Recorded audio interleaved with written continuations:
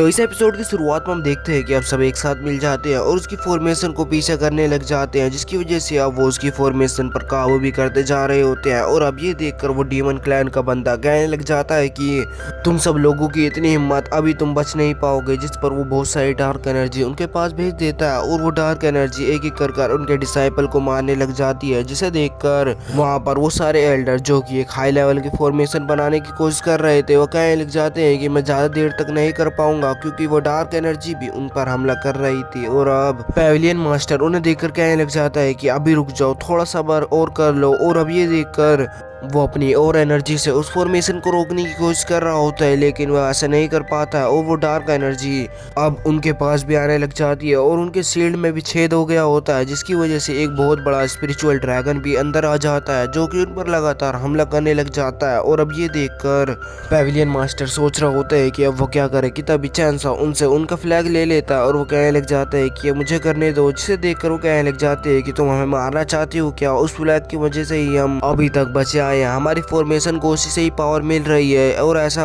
कहकर वो सारे मास्टर चैंसाओ पर हमला करने के लिए आगे बढ़ने लग जाते हैं और चैंसा उनके पास आते हैं, उस फ्लैग को हवा में उड़ा देता है, जिसे देखकर वो उस पर हमला करने वाले होते हैं कि चैंसा अपनी स्पिरिचुअल सील से उन्हें पीछे कर देता है। जिसे देखकर वो कहने लग जाता है कि तुम पागल हो गए हो क्या? तो चैंसाओ कहने लग जाता है कि ऊपर देखो। और हम ऊपर देखते हैं चैंसाओ के कंट्रोल में वो सारे फ्लैग्स होते हैं और वो सारे अपनी अपनी जगह पर जाकर खड़े हो जाते हैं, जिस पर अब वो हैरान होने लग जाते हैं, क्योंकि वो फॉर्मेशन बहुत ज़्यादा ताकतवर हो जाती है और वो एक 7 लेवल की फॉर्मेशन बनकर एक शील्ड बन जाती है। और वो सारे सेफ हो जाते हैं, क्योंकि उसके अंदर अब कोई भी डार्क एनर्जी नहीं आने वाली थी। और अब सारे एल्डर जो कि इस फॉर्मेशन के अंदर होते हैं वो देखने लग जाते हैं और वो हैरान होते हुए कहने लग जाते हैं कि ऐसा कैसे हो सकता है, कोई बंदा सिर्फ अपनी थोड़ी सी पावर से एक 7 लेवल की शील्ड को बना रहा है। तो चैंसा कहने लग जाता है कि अभी तो तुमने एक 7 लेवल की फॉर्मेशन ही देखी, अभी तुमने कुछ और कहाँ देखा होगा। तो फिर एक बंदा पेविलियन मास्टर से पूछने लग जाता है कि मास्टर अब हमें क्या करना चाहिए? जिस पर वो कहने लग जाते हैं कि अभी हमारे पास शायद से आधा घंटा होगा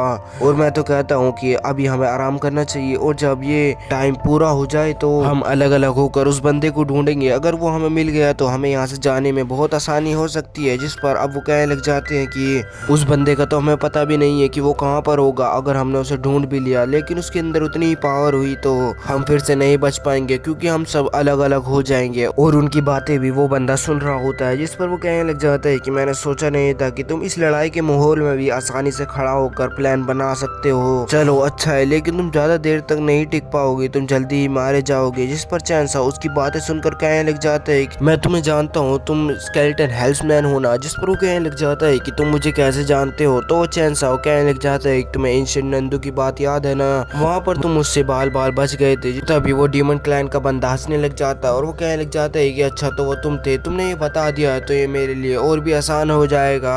और वो और बातें कर रहा होता है कि चैंसाओ को हम देखते हैं वो उसकी जगह का पता लगाने की कोशिश कर रहा होता है, लेकिन ये उसके लिए बहुत मुश्किल होता जा रहा होता है। और वो बंदा उन सबसे कहने लग जाता है कि मेरे पास एक आइडिया है, तुम इस बंदे को मार दो, मैं तुम्हें अपना चेहरा दिखा दूंगा, मैं तुम्हारे पास आ जाऊंगा, जिस पर तुम्हारे पास यहाँ से भागने का रास्ता होगा। जिस पर वो सारे बंदे चैंसाओ को देखने लग जाते हैं और चैंसाओ उसकी बात ही सुन रहा होता है और वो ये कहकर अपनी फॉर्मेशन को हटा देता है और चैंसाओ भी।